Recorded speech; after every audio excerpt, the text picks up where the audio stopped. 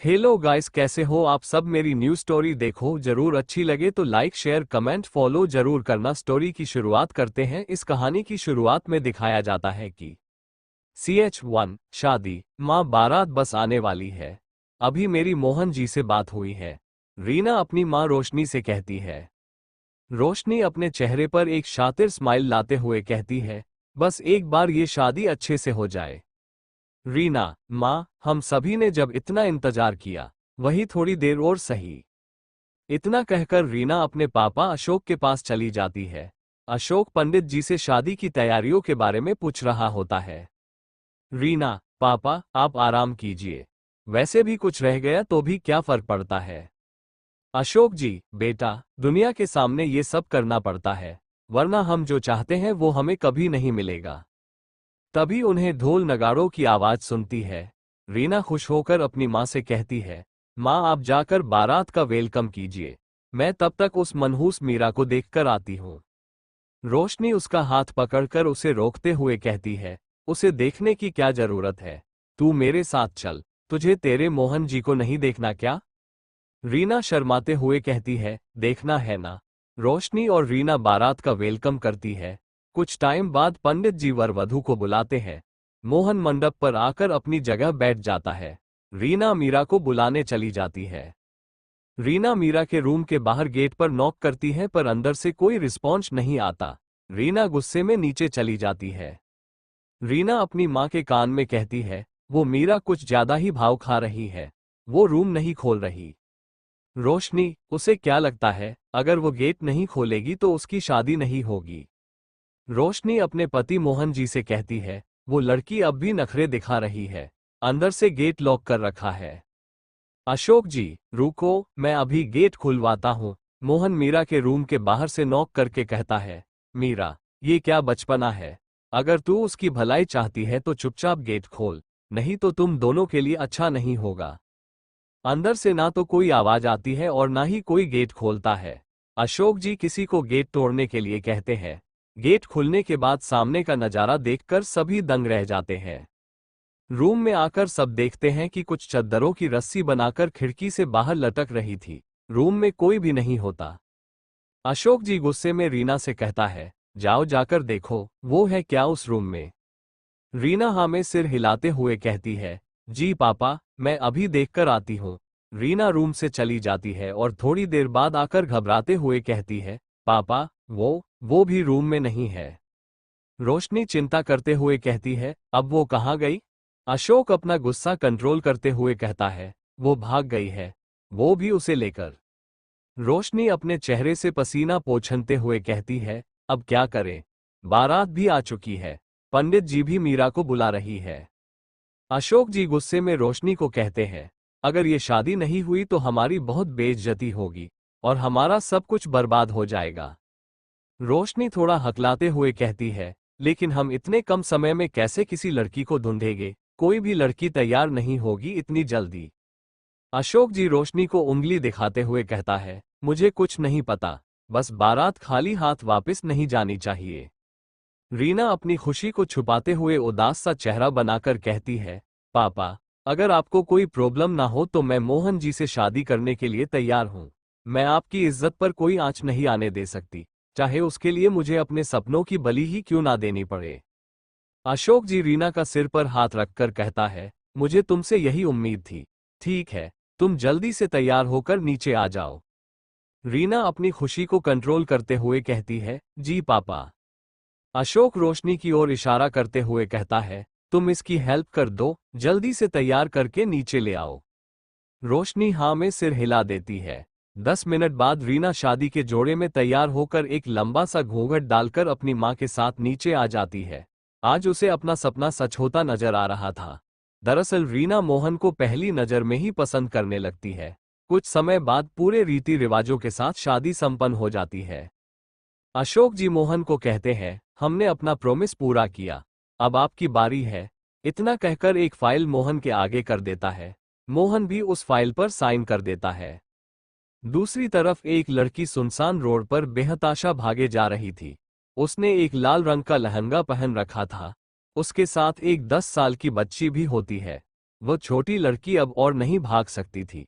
बड़ी लड़की और कोई नहीं हमारी हीरोइन मीरा होती है। मीरा शादी के जोड़े में एक दुल्हन की तरह तैयार होती है। लहंगा भारी होने की वजह से वो भी थक चुकी थी। वो इशारे से मीरा को कहती है कि वो अब और नहीं चल सकती है। मीरा, बस बच्चा, थोड़ी सी देर और, आप मेरी गोद में आ जाओ। इतना कहकर वो उस छोटी लड़की को अपनी गोद में उठाकर भागने लगती है। अकेली लड़की को इतनी रात को सुनसान सड़क पर भागते हुए देखकर कुछ शराबी उनके पीछे लग जाते हैं। मीरा अपने पीछे कुछ शराबियों को आता देख और तेज भागने लगती है। एक शराबी, अरे मेरी जान, रुक जा, इतनी भी क्या जल्दी है। दूसरा शराबी, मेरे पास आ जा, मैं तुझे अपनी रानी बनाकर रखूंगा। उम्ममा, एक फ्लाइंग किस करते हुए कहता है। एक और शराबी, अरे इसके हाथ में एक बच्ची भी है, कहीं ये इसने किडनैपिंग तो नहीं की। मीरा भागती हुई किसी कठोर चीज से टकरा जाती है। आपको क्या लगता है कौन है वो छोटी लड़की? क्या होगा जब मोहन को पता चलेगा कि उसकी शादी मीरा से नहीं बल्कि रीना से हुई है? चटुक शादी। मीरा भागते हुए किसी से टकरा जाती है। वह आदमी किसी से फोन पर ऑर्डर दे रहा होता है, मुझे नहीं पता, किसी भी लड़की को लेकर आओ, तुम्हारे पास बस 10 मिनट है, वरना। उसने इतना कहा ही था कि मीरा उससे टकरा जाती है। वह गिरने ही वाली थी कि वह लड़का मीरा को पकड़ लेता है। मीरा की डर की वजह से आंखें बंद होती है और वह उस बच्ची को अपने सीने से लगा लेती है, ताकि जब वह गिरे तो उसको कोई चोट ना लगे। वो लड़का फोन पर कहता है, जल्दी से मैरिज ब्यूरो पहुंचो, और फोन कट कर देता है। मीरा को जब कोई दर्द नहीं होता तो वह अपनी आंखें खोलती है। उसे अपने सामने एक खूबसूरत सा चेहरा नजर आता है। उसकी नीली गहरी आंखों में एक पल के लिए मीरा खो जाती है। मीरा उस आदमी की घुरती हुई नजरों को अपने ऊपर महसूस कर डरते हुए कहती है, thank you and I am sorry, वो मैं आपसे गलती से टकरा गई।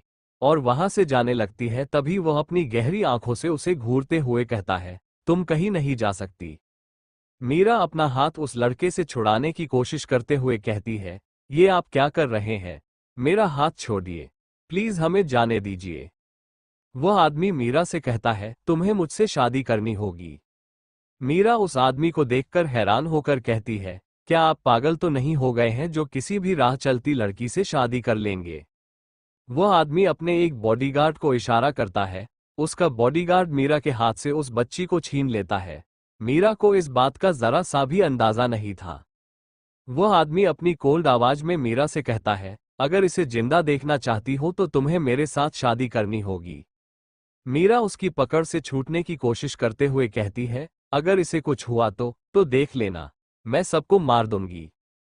तभी वह आदमी अपनी गन निकालकर कहता है, मुझे एक ही बात बार बार दोहराने की आदत नहीं है, चलो मेरे साथ। मीरा कसमसाते हुए कहती है, देखो तुम ये ठीक नहीं कर रहे हो, छोड़ो, मेरी बच्ची को छोड़ दो। आदमी अपनी रूड आवाज में कहता है, चलो ठीक है, मैं उसे छोड़ दूंगा, अगर तुम मुझसे अभी इसी वक्त शादी कर लो तो, नहीं तो तुम्हें इसकी लाश भी नहीं मिलेगी। मीरा हकलाते हुए कहती है, देखो, तुम इतने हैंडसम हो, जवान हो, दिखने में बीमार भी नहीं लगते, तुमसे तो कोई भी लड़की शादी कर लेगी, फिर मैं ही क्यों? मेरे ऊपर इसकी जिम्मेदारी भी है, कहीं आपको कोई ऐसी वैसी बीमारी तो नहीं है ना? आदमी आईब्रो उठाकर पूछता है, हाँ या ना? मीरा नामे सिर हिलाकर कहती है, मैं आपसे शादी नहीं कर सकती। तभी वह आदमी गन फायर कर देता है। मीरा अपने हाथों से कान कवर कर लेती है और झट से हाँ कर देती है। आदमी, चलो, वो मीरा को खींचते हुए अपनी BMW कार में ले आता है और अपने उस बॉडीगार्ड को इशारा करता है। बॉडीगार्ड मीरा को वो छोटी बच्ची दे देता है। मीरा उस बच्ची को अपने गोद में लेकर चुप करवाने लगती है जो गन की आवाज सुनकर रोने लगी थी। वो हिम्मत करके पूछती है, क्या आपके पास कुछ खाने का है? वो मेरी छोटी को बहुत भूख लगी है। उद्धरण चिन्ह। आदमी अपने बॉडीगार्ड को इशारा से कुछ खाने के लिए लाने को कहता है और पैकेट मीरा की ओर बढ़ा देता है। मीरा पैकेट खोलकर उस छोटी लड़की को खिलाती है। वो छोटी लड़की इशारे से मीरा को खाने के लिए कहती है तो मीरा उसके फारहेड पर किस करके कहती है, बच्चा आप खाओ, मुझे अभी भूख नहीं है। वो लड़की मीरा से नाराज हो जाती है और खुद भी खाना नहीं खाती। मीरा हार मानकर खा लेती है और उसे भी खिलाती है। तभी कार के ब्रेक लगते हैं। आदमी, नीचे उतरो, मीरा अपनी गोद में उस बच्ची को लेकर उतर जाती है। वह देखती है कि वे मैरिज ब्यूरो आए हैं। मीरा उस आदमी को मनाने के लिए कुछ कहती उससे पहले ही वह आदमी मीरा को चेतावनी देते हुए कहता है, अगर अब एक शब्द और कहा तो मुझसे बुरा कोई नहीं होगा। मीरा धीरे से कहती है, आपसे बुरा और कोई हो भी नहीं सकता। लेकिन मीरा के धीरे से बोलने पर भी वह आदमी सुन लेता है। आदमी बिना किसी एक्सप्रेशन के कहता है, अंदर चलो। मीरा यहाँ वहाँ देखती है, शायद उसे यहाँ से भागने की जगह मिल जाए, पर उसे अपने चारों ओर काले कपड़े पहने बॉडीगार्ड ही नजर आते हैं। उस आदमी के पास उसका असिस्टेंट आकर कहता है, बॉस सारी फॉर्मेलिटी पूरी हो गई है, बस आप दोनों को साइन करने हैं। वह आदमी बिना किसी रिस्पॉन्स के मीरा का हाथ पकड़कर उसे अंदर ले जाता है और उसे साइन करने का इशारा करता है। मीरा के साइन करने के बाद वह खुद भी साइन करता है। दोनों बाहर आ जाते हैं। असिस्टेंट उनके पीछे उनका मैरिज सर्टिफिकेट लिए आ रहा था। आदमी अपने असिस्टेंट से कहता है, उन्हें इन्फॉर्म कर दो। असिस्टेंट ने सिर झुकाकर कहा, जी सर। मीरा उस आदमी को बड़ी उम्मीद से देख पूछती है, क्या अब हम जा सकते हैं? आदमी अपनी गन पर हाथ फेरते हुए कहता है, तुम कहाँ जा रही हो? उद्धरण चिन्ह। मीरा, देखो, मैंने तुम्हारी बात मानी, अब तुम हम दोनों को जाने दो। आदमी, अभी हमारी शादी हुई है और तुम आज ही मुझे छोड़कर जाना चाहती हो। उद्धरण चिन्ह। मीरा, हम इस शादी को नहीं मानते। उद्धरण चिन्ह। आदमी, तुम्हारे मानने या ना मानने से क्या फर्क पड़ता है? इससे सच तो नहीं बदल जाएगा। और सच यही है कि अब से तुम मेरी पत्नी हो, वो भी सिर्फ नाम की। उद्धरण चिन्ह। मीरा, देखो, तुम ये सब ठीक नहीं कर रहे हो। बाद में तुम्हें इसका पछतावा होगा। उद्धरण चिन्ह। आदमी अपनी कोल्ड आवाज में कहता है, चुपचाप कार में बैठो।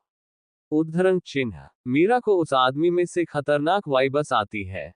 वह चुपचाप कार में बैठ जाती है। स्टोरी अच्छी लगी तो लाइक शेयर कमेंट फॉलो जरूर करें। आज के लिए बस इतना ही, मिलते नेक्स्ट एपिसोड में, तब तक के लिए सभी को राधे राधे। ये क्रेडिट ऑथर इट्स मी को जाता है, जिनका लिंक नीचे डिस्क्रिप्शन में दिया गया है।